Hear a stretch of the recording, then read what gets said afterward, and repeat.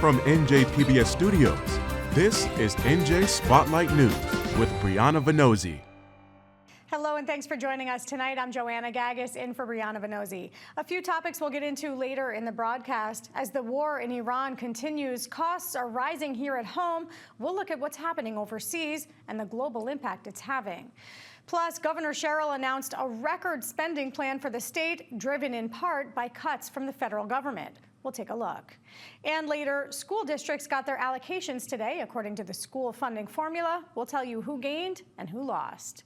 But first, another big win for the Gateway Tunnel project after an appeals court sided with New Jersey and New York, rejecting the Trump administration's request to once again halt payments for the Hudson River Tunnel.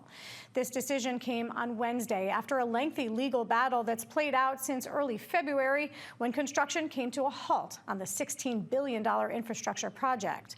The work stoppage was caused by the Trump administration freezing all federal funds for Gateway in October of 2025. But last month, a federal judge ordered the release of the funds, and nearly $250 million has poured back into the project, allowing work to resume at all 5 active Gateway construction sites. But the Gateway Development Commission recently warned that any further funding delays would lead to yet another pause on the project, which could add significant cost to the total. Governor Sherrill responded to this latest decision saying, quote, "We won for the 4th time in court. We will continue to fight and continue to win if Donald Trump tries to illegally stop funding again."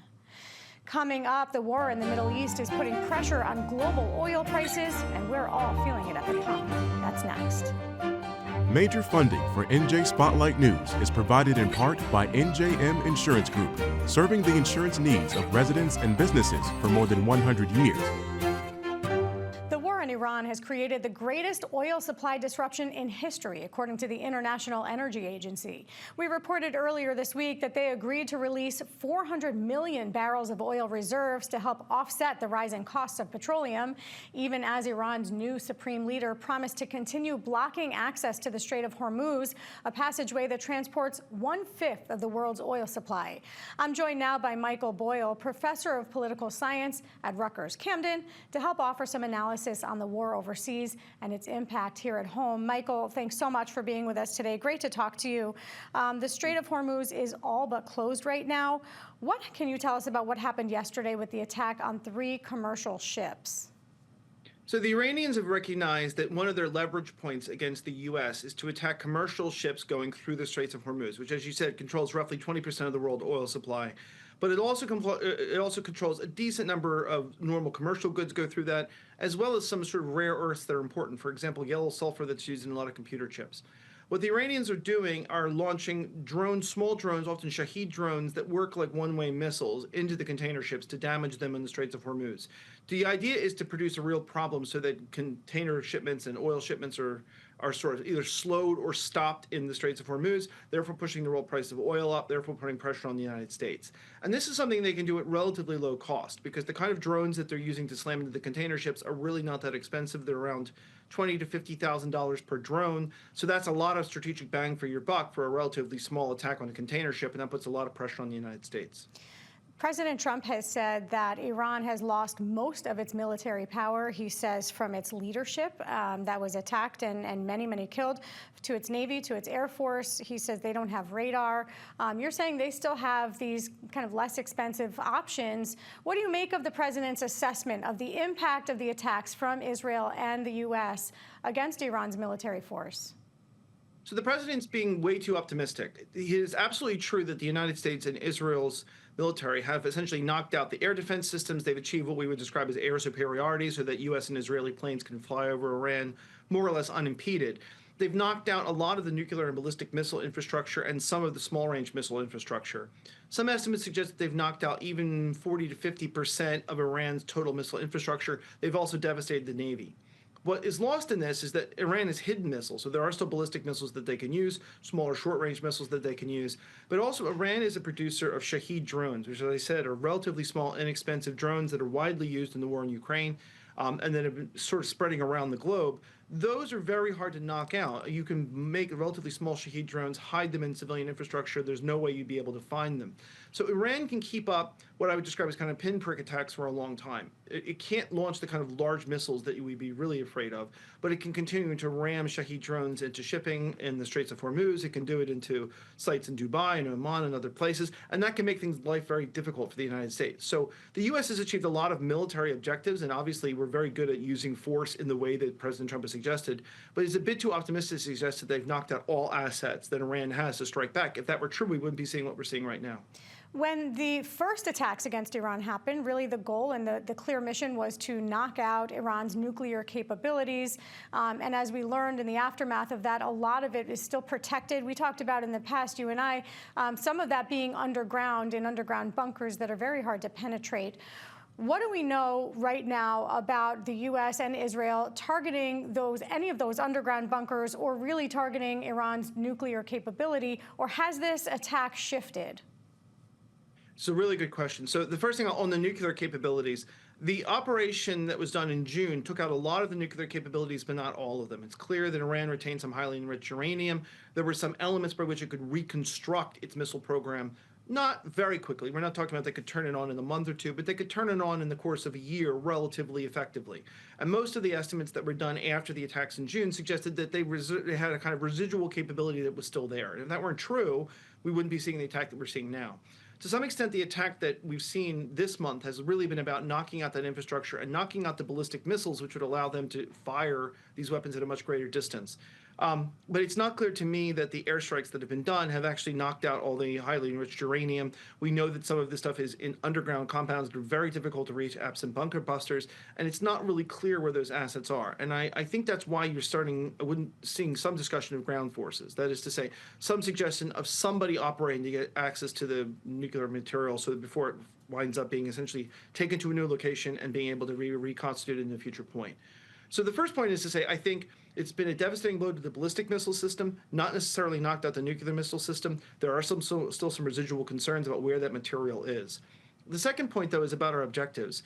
President Trump has been very vague about what the objectives are. In the beginning, he said, this is about the nuclear missile program and the ballistic missile program. He then immediately shifted to say it was about regime change. Then he walked that back and said it's not about regime change. And one problem that the U.S. is facing at the moment is if you're unclear about your objectives, if you can't articulate what they are, then you probably will make mistakes. You probably will also fall out of sync with your allies who may have, in fact, different objectives.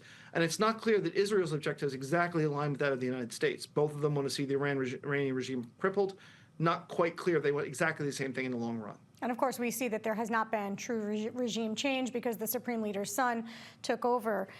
New data, though, has shown that in the earliest strikes, the U.S. hit a school. What I believe, according to investigative data, was thought to be a military site, but ended up being a school. More than 100 people were killed. Many of them were children. What can you tell us about that investigation and what it's revealed about the U.S.'s strike there? So the U.S. hasn't been forthcoming on this. So there were 175 girls in a girls' school, an Iranian girls' school, that were killed in this strike.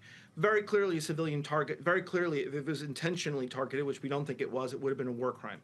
What's come out from the early investigations is that it looks like that they were using an old map. In other words, the facility was once a military facility. It's no longer a military facility. It was a civilian facility, and that's why this strike happened.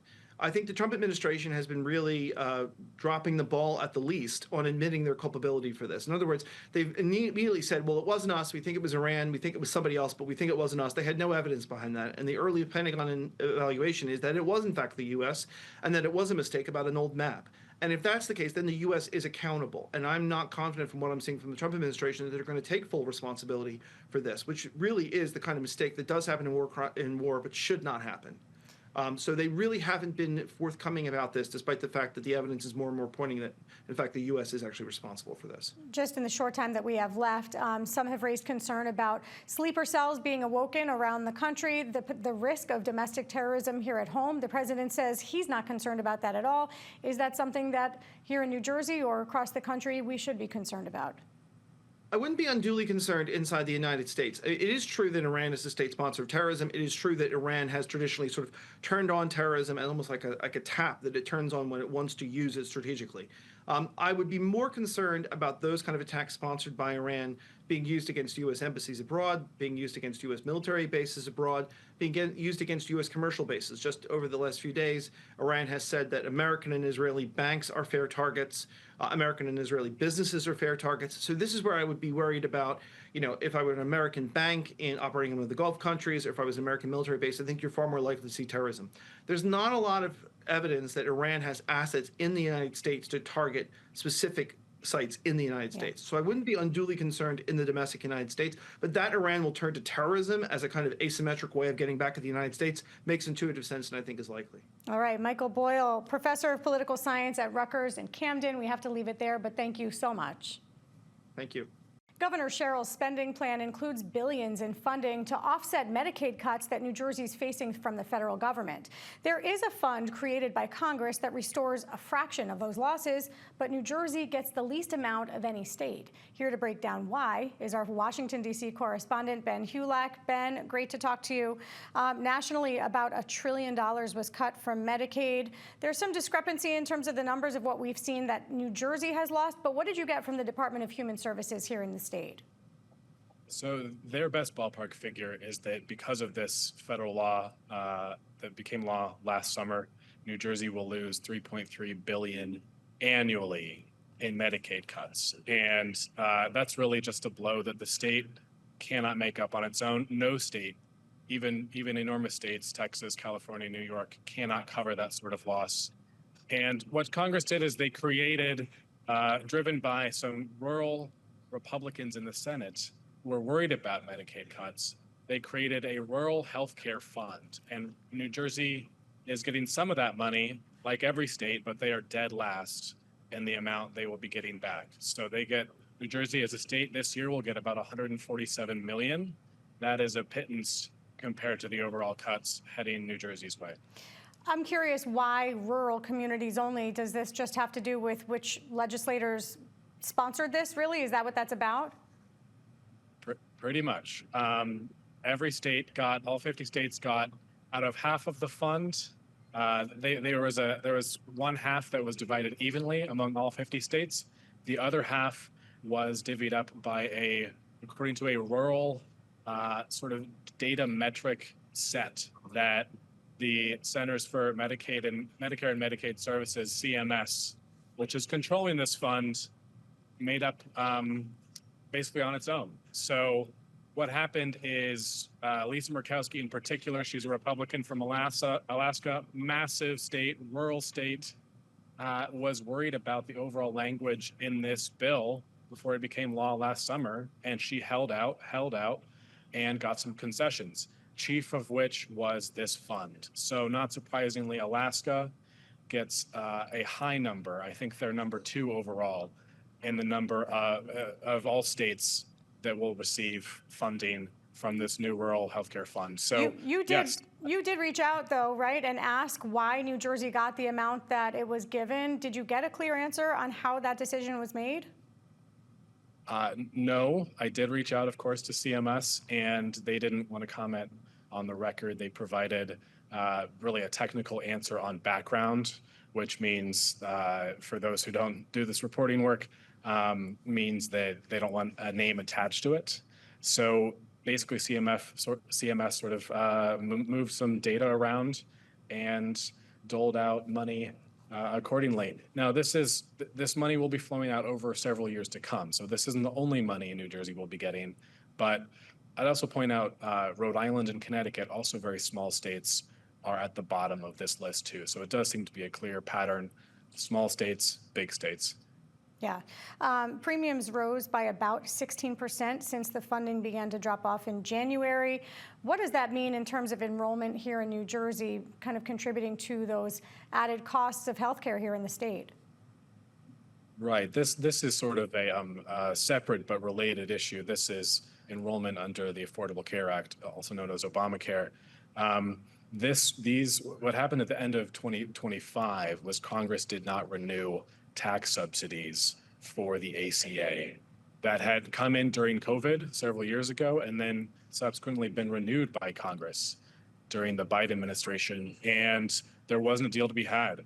Congress let them lapse, and in turn, Premiums are going up massively across the country. New Jersey at 16% is not as high as some states, but this is also an average. So some people within New Jersey who are on the ACA certainly have seen their premiums higher, some lower. And at this point, there likely isn't a funding patch Congress could work on right now and retroactively install these credits. We know somewhere between 300 to 350,000 have dropped off. Is that correct? The Department of Banking and Insurance, which oversees this, really looks at the numbers and takes a hard look at them within the state, has said generically tens of thousands, but that likely is that estimate is likely low. It's relatively early still in the year, and more people will likely drop off as the year goes on. I should have said likely to drop off. I think I misspoke when I said that. Let's shift gears. Department of Homeland Security right now is still unfunded. We are seeing the effects that we've seen time and time again whenever there's an impasse in passing a spending bill. This one specifically focused on DHS, but it's playing out in the airports. Just add some color into what's happening behind the scenes in Congress. There is no deal in sight. We are about a month into this partial government shutdown. This is the one funding bill out of all 12 federal funding bills that Congress cannot get over the finish line. Basically, this comes down to a massive difference in opinion and approach from Democrats and Republicans, especially in the Senate. Congress has to get through the Senate to pass this. And right now, Democrats in the Senate are using their leverage on funding bills to say, we're not going to fund DHS because we don't want to give another penny to ICE and CBP. Those are the two chief immigration and deportation agencies within the broader DHS family. So they're fine with funding TSA and cybersecurity, Coast Guard, all agencies within DHS, but they don't want more funding for immigration detention. And Republicans are using this leverage, saying, hey, let's fix the problems of long TSA lines. Let's not let funding for national defense and homeland security lapse. Right now, there's an interesting wrinkle here. The man nominated to lead this department has a confirmation hearing next week, and Senator Andy Kim will surely have some questions for him. He's on the committee that oversees that nomination. But this certainly does seem to be a pressure point that has brought folks to the table in the past. We'll have to see if there's any movement in any of those future discussions. But you also recently wrote about the fact that ICE is expanding its footprint here along the East Coast. What have you seen in terms of the hiring of more individuals under ICE? Yeah, I've been looking through a lot of federal contracts and trying to get a sense of where money is going and I guess sort of open spaces within the DHS network. Nationwide, DHS is building a deportation apparatus, massive hubs of ICE detention centers, some for families, some for single individuals, which I think is a point that often gets overlooked. And then within New Jersey and up and down the eastern seaboard, DHS is looking to sign a new contract for armed guards and unarmed guards, for that matter, to transport people they've detained basically nonstop, 24/7, under lock and key, to deportation hearings, to medical appointments. And interestingly, in the contract that the description, the bid, I should say, for this contract, they make a point, DHS makes a point to prevent public contact, keep this work out of the eyes of the public. So obviously that perked my eyes up. But there are so many moving parts here. There is an ICE detention warehouse, as we reported on, in Roxbury. Thank you. And we still don't have a clear picture of what the Trump administration might do with the Joint Base Wire-Dix-Lakehurst down in South Jersey. That last year had a green light to be used to detain and deport immigrants as well. Yeah. That's all the time we have. We have to leave it there. But thank you, Ben Hulak, for us down in Washington, D.C. Appreciate it. Of course. Well, the numbers are out. The winners and losers are declared. Today, school districts received their state allocation numbers, indicating who'd be on the receiving end, who'd be on the losing end of state aid under the school funding formula. The governor announced that the state will spend a record $12.4 billion on K-12 education, and our education and child welfare writer Kat Carrera joins us now with more info on how it'll all be dispersed as part of our Under the Dome series. Kat, great to talk to you. There are 574 districts, as I can see laid out here. It's a whole lot to cull through, but you did that today with this record $12.4 billion. Who stands to gain the most this year? Who stands to gain the most in terms of dollar amount would be Newark, the largest school district in the state.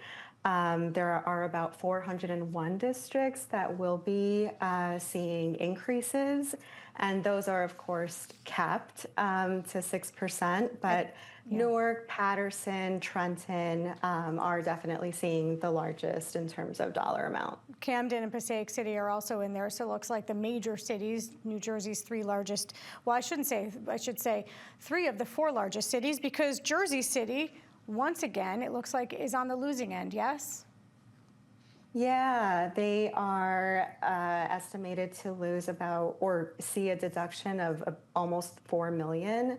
And so is a couple other towns, West New York and Bridgeton. They're also seeing in the millions reduction in aid. Yeah, those are, for the most part, single-digit million-dollar losses, reductions in state aid that they're going to see. For many of the districts, these are year-over-year losses. We know that we've heard from many municipalities and districts that they've been struggling to kind of make sense of all of those losses. You mentioned the guardrails that the state put on. Can you help us understand? School funding is a really complicated issue here in the state. After years of gains and losses in significant amounts, what did the state do last year to kind of temper that? Yeah, so the state has been moving toward moving some aid from overfunded school districts to those that have been historically underfunded based on the school funding formula. Which is based on enrollment, right? It's a lot of this is based on enrollment and how many kids are moving into district versus moving out, among other calculations that the formula uses. But go ahead, I'm sorry I interrupted you. Exactly. And so school districts, as you mentioned earlier, were seeing steep fluctuations in as the state has been moving toward funding the school districts per the formula. And so in order to reel in some of this instability that districts have been seeing and trying to balance their budgets with, last year under the Murphy administration, he put into place a 1-year temporary guardrail, so 3% cap on cuts in aid and a 6% cap on increases in aid. And so school districts were nervous that, those were just temporary, and we weren't sure if we were going to see that this coming year. But Cheryl seems to be going ahead with continuing those guardrails. And it comes as we're seeing school districts really try to grapple with balancing their budgets amid rising costs in healthcare, in transportation costs, special education costs. So I think from the advocates that I've talked to, there is a sort of a sigh of relief, but it's very short-lived because the increases that some districts are seeing still won't cover some of these holes in their budget. And because of those high rising health insurance costs, especially rising salaries, inflationary costs, transportation, a big driver there as well. Some districts have pushed back on these caps while they do create the guardrails where no one's losing too much or gaining too much, as some have alleged. The too much part. Some say, look, we lost for years and years, and then when it was finally time for us to gain based on enrollment and other factors, all of a sudden there's a guardrail and we can't gain more than 6%. That's where I've heard the most pushback. Have you heard anything else? Yeah, for sure. So even, as grateful as districts are to get an increase in aid, it's just not enough. And so, on the other end of the spectrum, seeing really steep cuts in state aid would be even more detrimental to school districts. And so that's sort of where the advocates tell me there is a sigh of relief that it's limited to 3%. But yeah, certainly issues with the budget, especially we're in March, and so school districts are getting ready to submit their budgets for the upcoming school year. And with just a few seconds left, of course, as much as we say there are those guardrails, there are a few caveats in this outline where Cape May City, for example, got a 22% increase, and 3 districts got more than 8%. So there are, on average, though, I think you said about 400 got 6%. So a couple caveats there, but of course, districts now need to go and digest this and make sense of their budgets as they plan what comes next. But Kat Carrera, our education and child welfare writer, thank you as always for giving us some great insight there. Thank you. Under the Dome is made possible in part by the Corporation for Public Broadcasting, a private corporation funded by the American people. All right, that's going to do it for us tonight. I'm Joanna Gagas for the entire team here at NJ Spotlight News. Thanks for being with us. We will see you right back here tomorrow. New Jersey Education Association, making public schools great for every child. NJM Insurance Group has been part of New Jersey for over a century. We support our communities through NJM's corporate giving program, supporting arts and culture-related and nonprofit organizations that serve to improve the lives of children, rebuild communities, and help to create a new generation of safe drivers. We're proud to be part of New Jersey. NJM, we've got New Jersey covered.